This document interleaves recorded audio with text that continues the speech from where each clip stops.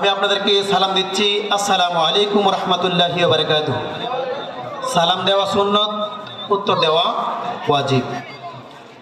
আবু দাউদ শরীফের 5193 নম্বর হাদিস। আবু দাউদ শরীফের 5193 নম্বর হাদিস। ইমামুল আম্বিয়া রাসূল পাক সাল্লাল্লাহু তাআলা আলাইহি ওয়াসাল্লাম বলেন যে সেই সত্তার কসম যার হাতে আমার প্রাণ, তোমরা ততক্ষণ পর্যন্ত মুমিন হতে পারবা না যতক্ষণ পর্যন্ত তোমরা পরস্পরকে ভালো না বাসো। আল্লাহু আকবার। তোমরা ততক্ষণ পর্যন্ত মুমিন হতে পারবা না যতক্ষণ পর্যন্ত তোমরা পরস্পরকে ভালো না বাসো। আল্লাহু আকবার।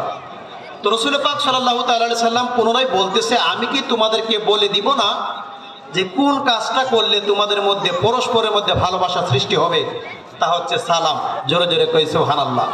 তোমরা যদি পরস্পরকে সালাম দাও তোমাদের মধ্যে ভালোবাসা সৃষ্টি হবে। আর